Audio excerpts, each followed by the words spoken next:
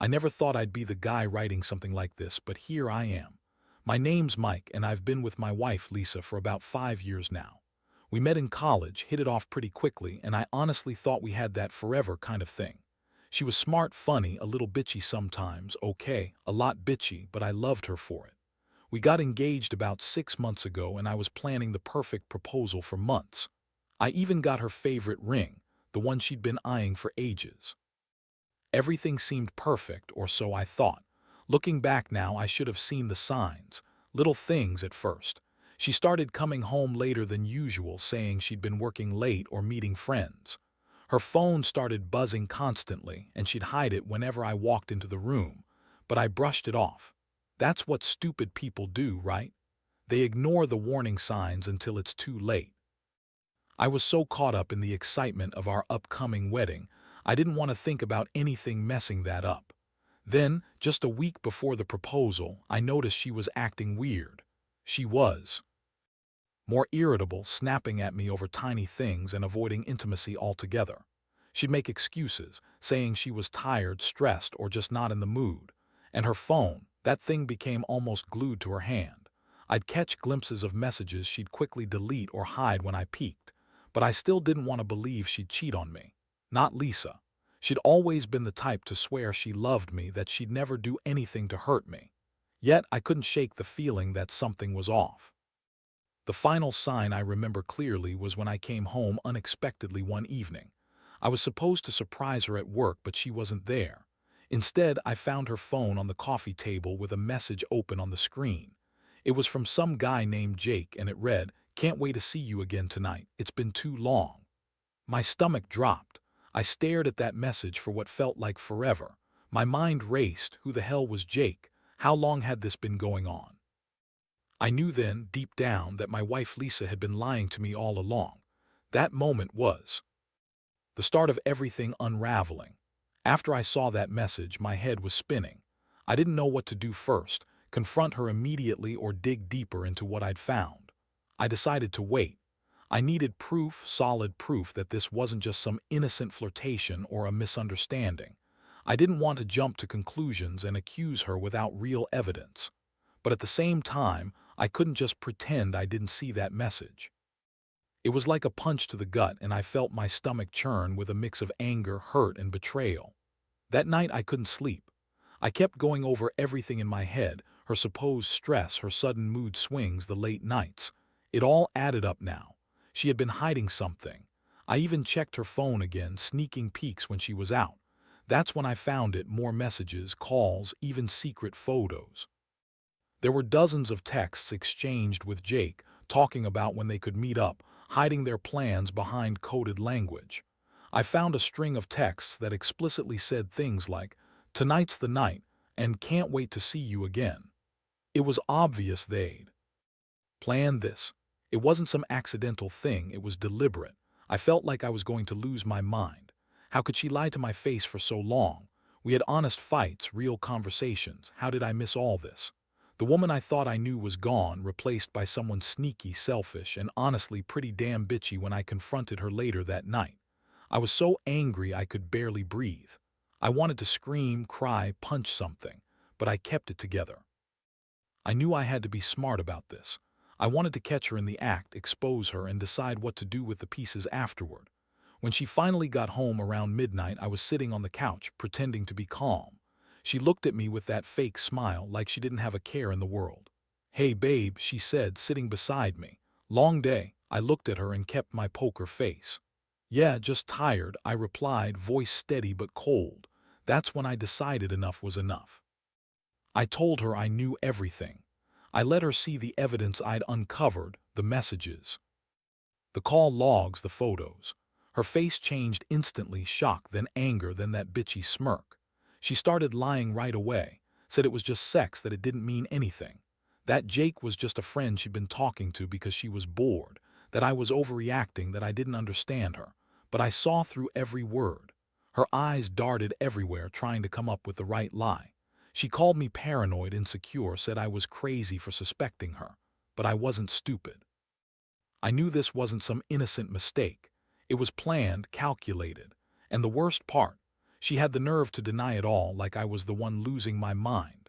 After her desperate denials, I felt a cold rage settle over me. The kind that makes you see red, but also makes you realize you can't trust a single word she says anymore. I told her I wasn't interested in her excuses, that I'd seen enough. That night I packed a bag and decided I needed space to think, space from her lies, her manipulations, her bitchy attitude whenever she thought she was getting away with something. But inside I was devastated. I loved her, or at least I thought I did. Now I wasn't sure I knew who she really was. I stayed in a hotel for a couple of nights trying to process what I'd uncovered. The emotional roller coaster was brutal. I oscillated between anger, sadness, and a gnawing sense of betrayal I couldn't shake. All those moments when she'd tell me she loved me, when she'd kiss me goodnight, knowing she was sneaking around behind my back. It made me feel like a fool. How did I miss all of this?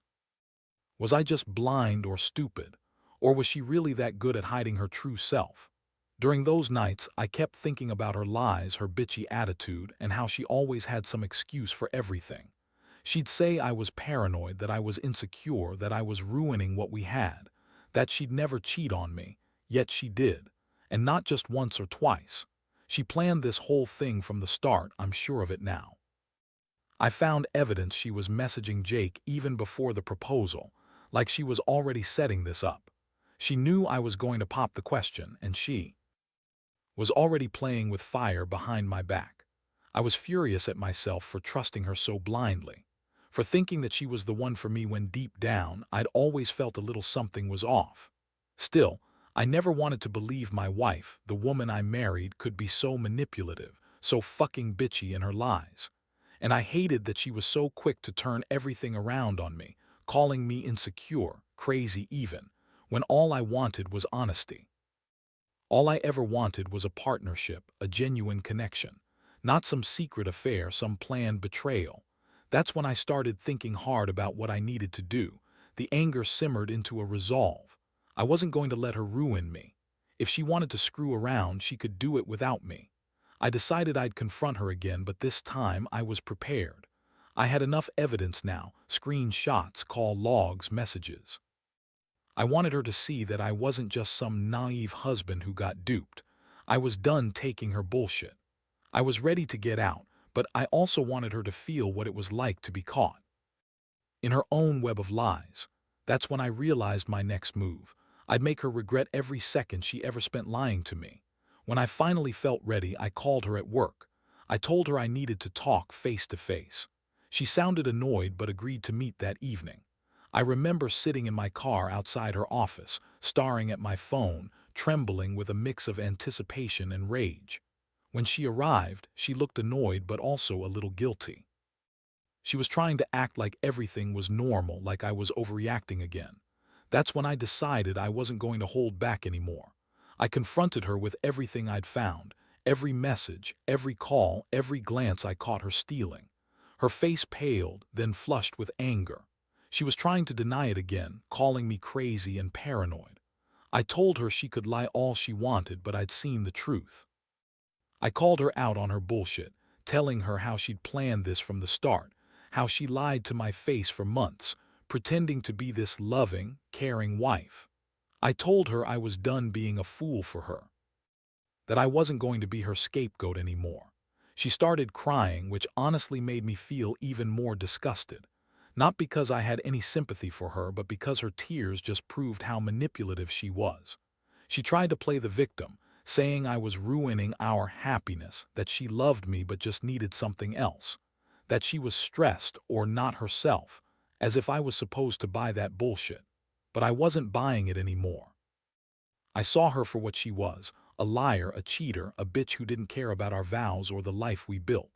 The biggest shock was when she looked me dead in the eyes and said, "You don't understand, Mike. I was just having some fun. It meant nothing. Jake is just a friend." Yeah, right, fun. That's what she called it. I knew that was just her way of trying to save what was left of her pride, but I wasn't going to buy her lies anymore. The truth was that she planned this. She was using me to get what she wanted, and then she was sneaking around, lying, cheating.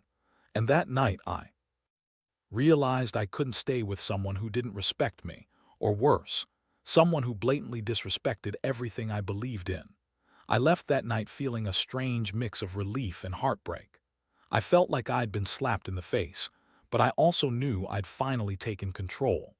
I didn't want to be with someone who could betray me so easily, who could lie and manipulate and make me feel like I was crazy. When I got home, I threw her letter on the table. It was a long, bitchy letter full of apologies she didn't mean, excuses she knew no one would buy. I crumpled it up and threw it in the trash. That's when I knew she was trying to save herself, but I was already done. I knew my life was about to change, and honestly, I was pretty damn sure I'd never trust again. The days that followed were a blur of anger, confusion, and cold clarity. I moved out of our shared apartment, taking only what I needed, leaving behind her bitchy attitude, her lies, and that whole twisted version of us. I felt like I'd been slapped in the face repeatedly, but at the same time I was finally free. I spent hours going over everything, trying to piece together how I missed all those signs for so long. How did I let her get away with hiding this for so long? How could she lie so effortlessly, act like nothing was wrong, then turn around and blame me for being paranoid? The emotional impact was enormous. I'd loved her, or at least thought I did. I'd imagined a future with her, maybe even kids someday. But now I saw her for what she was, a manipulative, selfish bitch who only cared about herself. The betrayal cut deep, but I also felt a strange sense of relief. Like I'd been holding my breath all those months and finally I could breathe again. I started focusing on myself. I hit the gym, worked long hours, and tried to drown out the constant thought of her lying to my face. I knew I had to move on, but part of me kept hoping she'd come to her senses, admit everything, and maybe try to fix what she broke. That was naive, I realize now. She was never going to change. Not after everything I found out. One night, I ran into some friends at a bar. They saw I was off, asked what was going on. I told them everything, shocked but supportive. They told me I deserved better than a woman who lied to my face and played me for a fool. That hit me hard. For the first time in a long while, I allowed myself to accept that maybe I didn't need her, that I could survive without her, that I was stronger than her bitchy attitude, her lies, and her manipulations. The worst part wasn't even the betrayal itself. It was how she turned everything around, trying to make me look like the crazy one, the jealous one, the insecure one. But I knew the truth now. I saw through her lies and her fake tears. I realized that her plan was never about us. It was about her getting what she wanted, no matter the cost. And I was done being a part of her game. I won't deny, it still hurts, but I also feel a strange sense of liberation. I've learned a brutal lesson about trust, about people pretending to be something they're not, and I'm not going to let her destroy me again. I'm rebuilding my life piece by piece, and honestly, it feels damn good to finally get some control back. Looking back now, I realize how much this whole experience has changed me. It's like I've been given a hard lesson in knowing when to trust, and more importantly, when not to. The betrayal was brutal, but it also forced me to face my own weaknesses and see the red flags I'd ignored. Lisa's bitchy attitude, her constant lying, the way she thought she could get away with everything. Those were signs I just refused to see clearly until it was almost too late. I've learned that sometimes, the person you think you know best is actually a stranger hiding behind a pretty face and fake promises. I used to believe in the idea of forever, but now I know that forever only works if both people are honest and respectful. She was. She planned her betrayal from the start, and by the time I found out, I had no choice but to face the truth and walk away. The biggest thing I want to say is this: don't ignore the signs. Don't let the fear of being alone or the hope that things will somehow get better blind you to the reality right in front of you. If someone is hiding their phone, lying about where they go, or constantly making excuses, those are red flags. I wish I had seen them sooner. I wish I hadn't let her manipulate me into thinking I was crazy for suspecting her. Now I'm focusing on rebuilding, on healing from the heartbreak and betrayal. It's not easy, and I still get flashes of anger or sadness, but I also feel stronger. I learned a lot about people, about trust, and about myself.